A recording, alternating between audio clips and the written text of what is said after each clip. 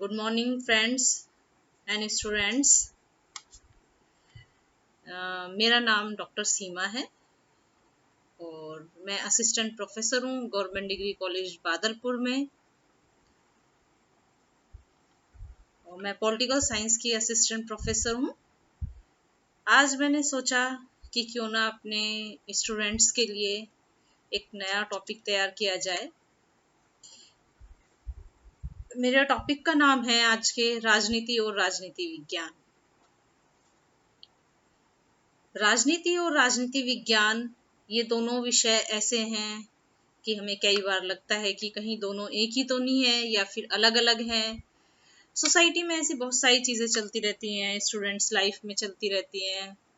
तो मैंने सोचा कि क्यों ना मैं इन्हीं विषयों को आज अपने विद्यार्थियों के साथ, अपने स्टूडेंट्स के साथ डिस्कस करूं। जैसा कि हम सब लोग जानते हैं कि राजनीति को हम राजनीति, राजनीति विज्ञान, राज समाजशास्त्र, राजनीति सिद्धांत, राजनीतिक दर्शन जैसे बहुत सारे नामों से जानते हैं। और लेकिन सबसे ज्यादा जो गलतफहमी में देखने को हमें मिलती है वो मिलती है राजनीति और राजनीति विज्ञान को लेकर के। और इसके बहुत सारे कारण हैं, ठीक है। जैसे कि जो हमारे प्राचीन विचारक रहे, बल्कि बहुत से आधुनिक विचारक भी राजनीति शब्द का प्रयोग करते रहे हैं। प्राचीन विचारकों में सबसे पहले अरस्तु ने अपनी पुस्तक का नाम भी पॉलिटिक्स रखा था। जेलिनेक, सिज़विक, इन सब लोगों ने भी राजनीति शब्द का प्रयोग किया है। लास्की की पुस्तक का नाम ग्रामर ऑफ पॉलिटिक्स रहा है। विल्सन की पुस्तक का नाम प्रिंसिपल ऑफ पॉलिटिक्स रहा। तो इन लोगों ने अपनी पुस्तकों के नाम, जैसे कि हमने देखा कि राजनीति शब्द का प्रयोग करना शुरू किया। स्टूडेंट्स, मैं आपको बताना चाहूंगी कि राजनीति शब्द का सबसे पहले प्रयोग किया था गार्डविन ने। बाद में बहुत सारे विचारक आए जिन्होंने इस शब्द का प्रयोग करना शुरू किया, जैसे कि विको, ह्यूमे, सीले। अगर हम आधुनिक राजनीतिक विचारकों में देखें तो हमें Burgess, Leacock, Willoughby, Gettell, Bryce, Herman Finer, Garner, Gilchrist, David Easton, Charles Merriam, ये बहुत सारे विचारक हमें देखने को मिलते हैं जिन्होंने जो है राजनीति विज्ञान शब्द को ही एक मान्यता दी है। यूनेस्को सम्मेलन में इस विषय के लिए राजनीति शब्द को ही फिर मान्य ठहराया। इसके बाद हमारे बहुत सारे ब्रिटेन और अमेरिका के विश्वविद्यालयों ने भी इस शब्द को मान्यता देनी शुरू करी। हमारे देश में भी बहुत सारे विभागों को डिपार्टमेंट ऑफ पॉलिटिकल साइंस इन नामों से जाना जाता है। ओके। अब क्योंकि हमारे जो पॉलिटिकल साइंस के स्टूडेंट्स हैं और साधारण लोग हैं, इन लोगों के बीच में बहुत सारी गलतफहमी पाई जाती है। एक गलतफहमी यह है कि राजनीति और राजनीति विज्ञान, इन दोनों शब्दों को पर्यायवाची मान लिया जाता है, समानार्थी मान लिया जाता है। तो स्टूडेंट्स, मैं ये सोच रही थी कि आज आप सबको, हम सबको इस गलतफहमी से बचने के लिए मैं राजनीति और राजनीति विज्ञान, पॉलिटिक्स एंड पॉलिटिकल साइंस, इन सब के बारे में डिस्कशन करें, देखें कि आखिर राजनीति और राजनीति विज्ञान में अंतर क्या है। ये शब्द ऐसे हैं कि हमें राजनीति विज्ञान विषय को गहराई से समझने में बहुत ज़्यादा सहायता करते हैं। ओके, तो जैसे कि आप लोग देख रहे हैं स्क्रीन पर, आप लोगों को दिखाई दे रहा होगा कि व्हाट इज पॉलिटिक्स, राजनीति क्या है। ओके स्टूडेंट्स, आप देखेंगे कि राजनीति शब्द राज और नीति दो शब्दों से मिलकर बना है, जिसका अर्थ है राजा द्वारा राज्य के सम्यक संचालन से। ओके, दूसरा कि राजा राज्यमिति प्रवृत्ति, संक्षेप में राजा और राज्य में अभेद है, अंतर है, ठीक है। किंतु अगर हम वर्तमान समय में देखें तो राजा का अर्थ राजा से नहीं लेकर शासन से लिया जाता है। वेस्टर्न दृष्टिकोण से देखें, पाश्चात्य दृष्टिकोण से देखें तो पॉलिटिक्स, राजनीति शब्द यूनानी भाषा के पोलिस शब्द से बना है, जिसका अर्थ राज्य से है। ओके, जिसका अर्थ है हमारे नगर राज्य से।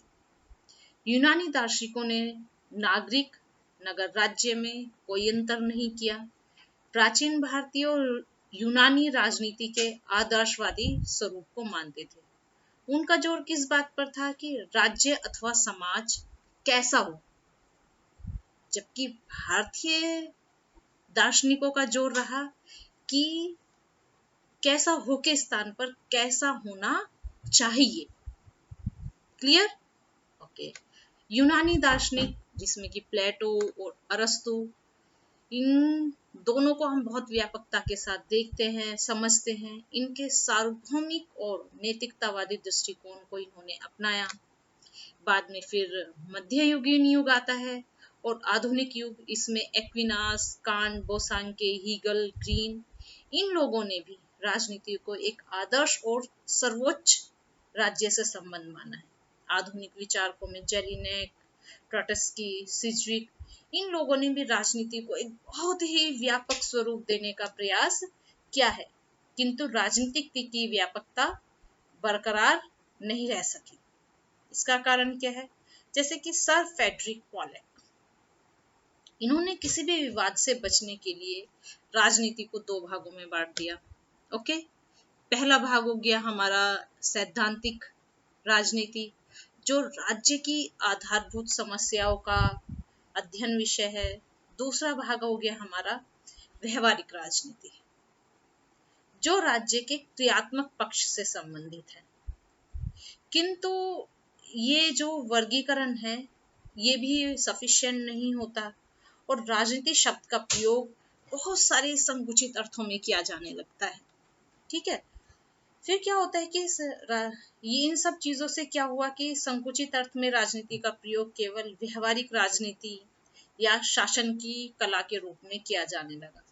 और अगर हम विकृत अर्थ में देखें तो राजनीति के विविध रूप यथा जैसे कि घरेलू राजनीति हो गई, कॉलेज की राजनीति हो गई, ग्रामीण राजनीति हो गई, चुनाव की राजनीति, अरे कुर्सी की राजनीति, ये सब भी आने लगे और राजनीति को समाज के एक गठनात्मक रूप की क्रिया के रूप में देखा जाने लगा।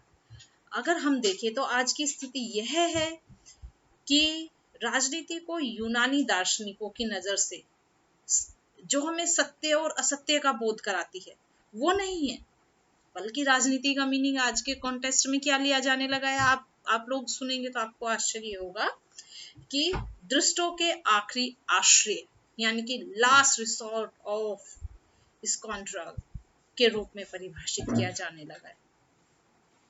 हमें अफसोस होता है कि राजनीति शब्द को आज एक पान की दुकान पर डिस्कस करते हैं और कहते हैं अरे आजकल तो ये राजनीति चल रही है। तो हमें राजनीति को इन अर्थों में उलझा करके नहीं रखना। फिर भी राजनीति शब्द को शास्त्रीय दृष्टि से अगर हम देखें तो 20वीं शताब्दी के वैज्ञानिकों ने इसको एक अच्छे स्वरूप में पहुंचाने का प्रयास किया और आधुनिक दृष्टिकोण से राजनीति को बहुत सारे रूप में परिभाषित किया। ठीक है बेटा, तो जैसे कि हम लोग देखते हैं, मैं आपको कुछ कैटलिन के अनुसार, बहुत बड़े विचारक रहे हैं राजनीति विज्ञान के, ये कहते हैं कि जो हमारी जो राजनीति है वह समस्त राजनीति स्वभावतः शक्ति राजनीति है। डेविड स्टन, इनके अनुसार राजनीति क्या है? राजनीति मूल्यों का आधिकारिक वितरण है। Authoritative values of allocations. Lasswell के अनुसार राजनीति सत्ता के लिए संघर्ष है, शक्ति के लिए संघर्ष है। अगर हम इन सब विचारकों के अनुसार देखें तो राजनीति का स्वरूप अपने आप में एक बहुत ही विस्तृत स्वरूप हो जाता है। इन्हीं चीजों के आधार पर मैंने फिर राजनीति के तत्व समझाने की आपको कोशिश करूंगी कि जितनी भी हमने डिस्कस किया या परिभाषाएं समझी उसके आधार पर राजनीति के तत्व क्या क्या हैं। आप लोग देखेंगे अभी स्क्रीन पर कि राजनीति के तत्वों में सबसे महत्वपूर्ण क्या है कि यह मौलिक स्वाभाविक मानवीय प्रक्रिया है। क्या है? मौलिक स्वाभाविक मानवीय प्रक्रिया। मतलब कि मनुष्य का एक स्वभाव ऐसा है कि जो स्वतः ही उसमें रमता चला जाता है। दूसरा, राजनीति अन्य मानवीय क्रियाओं को नियंत्रित करती है, उसे समन्वित करके चलती है। तीसरा, अगर हम देखें तो राजनीति एक अनवरत सर्वव्यापी क्रिया है। राजनीति से अलग रहने वाला व्यक्ति, अरस्तु कहते हैं, जो बहुत बड़े विद्वान है राजनीति विज्ञान के, ये कहते हैं कि राजनीति एक अनवरत सर्वव्यापी प्रक्रिया है, और राजनीति इससे रहने वाला जो व्यक्ति है, अलग कोई व्यक्ति राजनीति से रहता है, तो वह देवता है या फिर कोई पशु है। राजनीति संघर्ष और उसके समाधान की क्रिया है। राजनीति शक्ति के लिए संघर्ष है, एक ऐसा युद्धविहीन संघर्ष जिसमें व्यक्तियों, समुदायों के व्यवहार को नियंत्रित, विनियमित और निर्देशित करने का प्रयास किया जाता है। फिर देखेंगे हम नेक्स्ट पॉइंट हमारा कि राजनीति में विवाद और मतैक्यता दोनों क्रियाएं साथ साथ चलती हैं।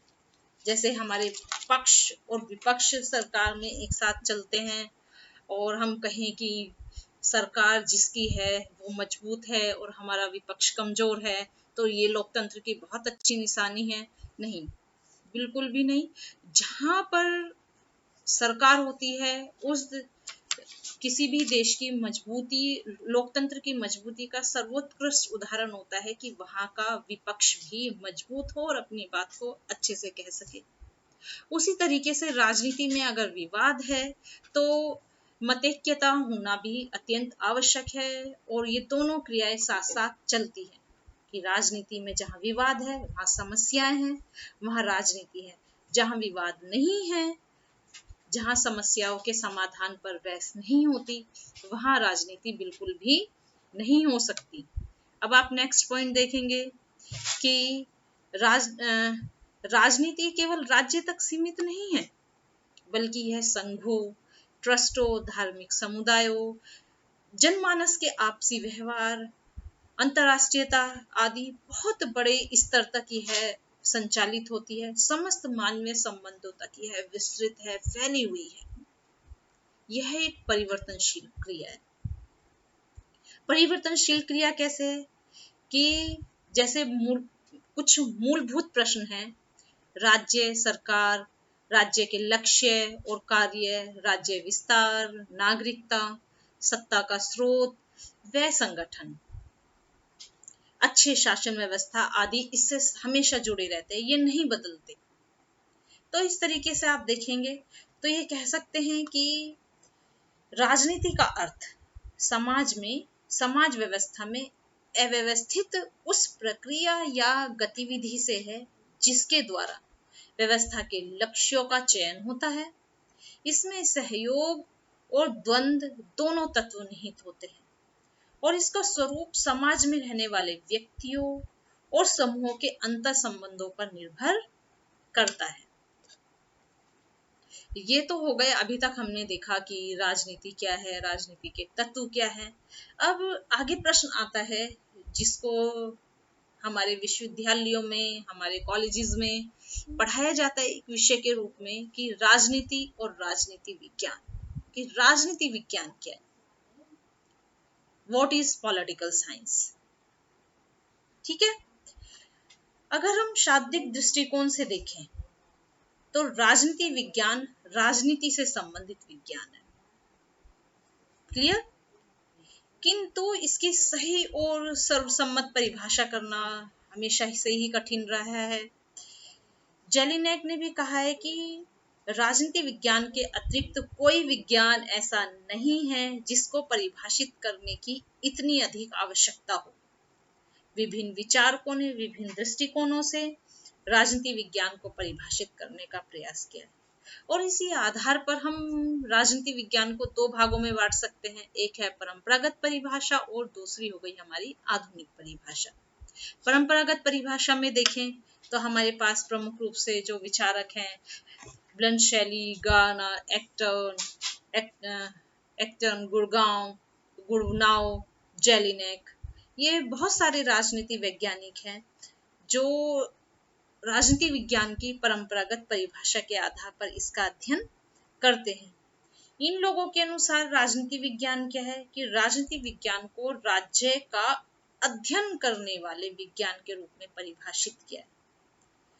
जैसे कि गार्नर की बहुत प्रसिद्ध परिभाषा है बेटा कि राज्य का प्रारंभ और अंत राजनीति विज्ञान के साथ होता है। ये क्वेश्चन हमारे एग्जाम में बहुत ज्यादा आता है। आप लोग देखेंगे कि कई बार लॉन्ग क्वेश्चंस में आ जाता है कि राजनीति विज्ञान का प्रारंभ और अंत राज्य के साथ होता है। उक्त परिभाषा किस विचारक ने लिखी है, इस परिभाषा की व्याख्या कीजिए। इस परिभाषा के आधार पर आप प्रश्न के उत्तर की अपेक्षा की जाती है कि इस परिभाषा के आधार पर जो है प्रश्न का इसका विवेचन कीजिए। तो हमें इस परिभाषा की गहराई को समझना अत्यंत आवश्यक होता है।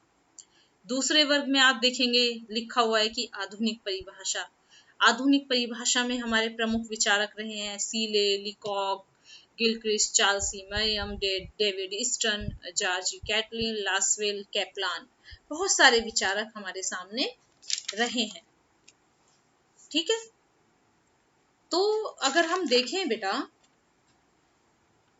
ये जो दूसरे वर्ग के विचारक है जो आधुनिक परिभाषाएं देते हैं, ये राज्य को अमूर्त मानते हैं और सरकार पर इनका ध्यान केंद्रित रहता है। राजनीति विज्ञान को सरकार से संबंधित मान करके चला जाता है। तीसरे वर्ग में अगर हम देखें तो आपके पॉल, जेनेट, डिमार्क, गैटल, गिलक्रिस्ट हैं। अगर हम आधुनिक परिभाषाओं के आधार पर देखें, अब आप मेरी बात समझने की कोशिश कीजिएगा कि आधुनिक परिभाषाओं का विकास कैसे होता है। सेकेंड वर्ल्ड वॉर है, ठीक है, सब देश, लगभग पूरी दुनिया के देश आजाद हो चुके हैं। तो राजनीति विज्ञान में विकसित आधुनिक दृष्टिकोण के परिणाम स्वरूप बहुत सारी चीजें आनी शुरू होती हैं। उसके सेकेंड वर्ल्ड वॉर के बाद हमें व्यवहारिक क्रांति, अंतर अनुशासनात्मक दृष्टिकोण, वैज्ञानिकता, मूल्य निरपेक्षता, अनुभाविकता, ये सारे जो नए नए सिद्धांत हैं, नए नए विषय आने शुरू होते हैं, जिसके आधार पर हम कहते हैं कि राजनीति विज्ञान को एक व्यापक दृष्टिकोण से देखा जाने लगता है और उसको मौलिक मानवीय क्रिया के रूप में हम चित्रित करना शुरू कर देते हैं। राजनीति के केंद्र बिंदु के रूप में शक्ति की पहचान होती है और इस परिवर्तन का सारा जो केंद्र बिंदु है, इसका श्रेय जाता है अमेरिकी राजनीति वैज्ञानिकों को, जिनमें अगर हम सबसे पहले नाम लें तो चार्ल्सी मेरियम की पुस्तक है न्यू एस्पेक्ट्स ऑफ पॉलिटिक्स। इस पुस्तक में राजनीति विज्ञान के लिए एक नए मार्ग का संकेत करते हैं। साथ ही कैटलिन हो गए, Max Weber, Lasswell, David Easton, Hermann Heller, ये सब लोग भी राजनीति विज्ञान को नए नए तरीके से परिभाषित करने का प्रयास करते हैं। जैसे कि हमारे लासवेल और कैप्लान के अनुसार आनुभाविक खोज के रूप में राजनीति विज्ञान शक्ति के निर्धारण और सहभागिता का अध्ययन है। ठीक है, डेविड ईस्टन के अनुसार political science is the science which deal with the authoritative allocations of values. Clear? तो अगर हम ये सारी परिभाषाएं जो मैंने बेटा आपको बताई या फिर आधुनिक राजनीतिक विज्ञान की परिभाषा दी, इन परिभाषाओं के अगर आधार पर हम देखें तो हमें देखने को मिलेगा कि राजनीति विज्ञान की अध्ययन की वस्तु के रूप में प्रक्रिया, शक्ति, मूल्य, सत्ता, प्रभाव, नियंत्रण, इन सब पर बहुत जोर दिया गया है और राजनीति विज्ञान के संस्थागत स्वरूप की उपेक्षा कर दी गई। इस प्रकार से परंपरागत परिभाषाओं की तरह आधुनिक परिभाषाएं भी अपूर्ण और एक पक्षीय लगने लगी और राजनीति विज्ञान का जो हमें सही अर्थ देखना चाहिए वो अलग अलग परिभाषाओं में देखने को नहीं मिल सकता। आज की जो परंपरागत परिभाषा है वो अगर हम देखें कि आधुनिक परिभाषाओं में इतनी कमी हो गई तो परंपरागत परिभाषाएं मान्य होंगी नहीं। परंपरागत परिभाषाएं भी मान्य नहीं है, क्योंकि जैसे मैंने अभी आपको बताया कि राजनीति विज्ञान का प्रारंभ और अंत सरकार के साथ, राज्य के साथ होता है, सरकार के साथ। तो इस तरह की परिभाषाएं भी स्वीकार्य नहीं रही। इससे क्या हुआ कि नहीं इन दोनों दृष्टिकोणों को फिर हमने बहुत सारे हमारे विचारकों ने सोचा कि क्यों ना परंपरागत और आधुनिक दृष्टिकोण को समन्वित करके देखा जाए। ठीक है। और राजनीति क्यों क्यों क्योंकि राजनीति विज्ञान मानवीय जीवन के राजनीतिक पक्ष और उससे संबंधित उन सभी संस्थाओं, संगठनों, शक्ति प्रक्रियाओं, मूल्यों और दशाओं से संबंधित विज्ञान है जो समाज में उसके सदस्यों और समुदायों की व्यवस्था और उनके अंत संबंधों में सर्वव्यापी, प्रभावी, निर्णायक और अंतिम है। तो हम राजनीति विज्ञान की परंपरागत परिभाषा को भी नहीं छोड़ सकते और आधुनिक को भी नहीं।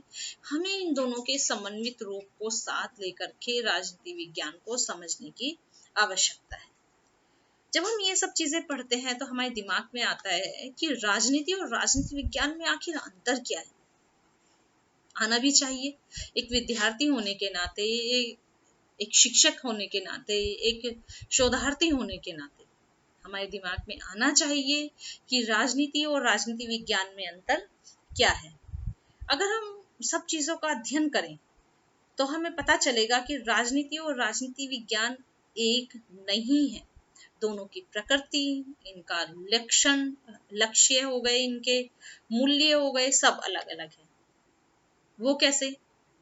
जैसे कि अब आप लोग देख रहे होंगे कि राजनीति एक क्या है, एक क्रिया है और राजनीति विज्ञान क्या है, उस क्रिया का क्रमबद्ध अध्ययन है। ठीक है। नेक्स्ट हम देखेंगे कि राजनीति में अनिश्चितता है, बिखराव है, जबकि राजनीति विज्ञान एक निश्चित क्या है, स्वायत्त अनुशासन है, एक अनुशासित विषय है राजनीति विज्ञान। राजनीति में क्या मिलता है हमें देखने को? व्यवहारिकता का पुट है। राजनीति विज्ञान में सैद्धांतिकता बहुत ज्यादा देखने को मिलती है। ओके। राजनीति विज्ञान का कर्म क्षेत्र बहुत ज्यादा विस्तृत है। हमें उसमें देखने को मिलेगा कि हम परिवार, गांव, राष्ट्र, विश्व, इन सब चीजों को सम्मिलित करके चलते हैं।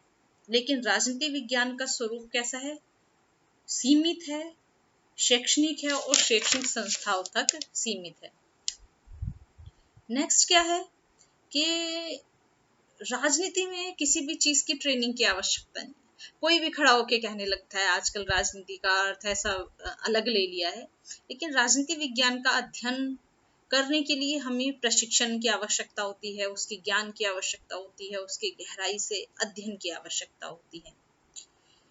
साथ ही इसमें मूल्यों, राजनीति में हम देखें तो मूल्यों की अवहेलना नहीं है, लेकिन राजनीति विज्ञान में मूल्य निरपेक्षता पर बहुत ज्यादा जोर दिया गया है।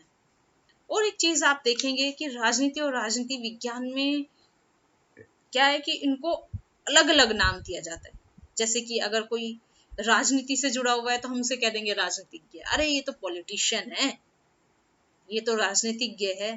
लेकिन ध्यान दीजिएगा आप लोग कि जो लोग राजनीति विज्ञान का अध्ययन करते हैं हम उनको राजवैज्ञानिक बोलते हैं, पॉलिटिकल साइंटिस्ट कहते हैं। ठीक है। इसी तरीके से राजनीति में किसी भी तरीके को अपनाया जा सकता है, सब कुछ जायज है। ठीक है। लेकिन nothing is unfair in politics and power. पर आप ध्यान दीजिए कि राजनीति विज्ञान को बिल्कुल वैज्ञानिक पद्धतियों के सहारे के साथ ही चलाया जाता है, उन्हीं के आधार पर इसको समझा जाता है। ओके फ्रेंड्स, अब आप लोग देखेंगे कि राजनीति और राजनीति विज्ञान को नदी के दो किनारों के तरह से हमें समझना चाहिए, लेकिन इनमें अन्योन्याश्रयता भी है।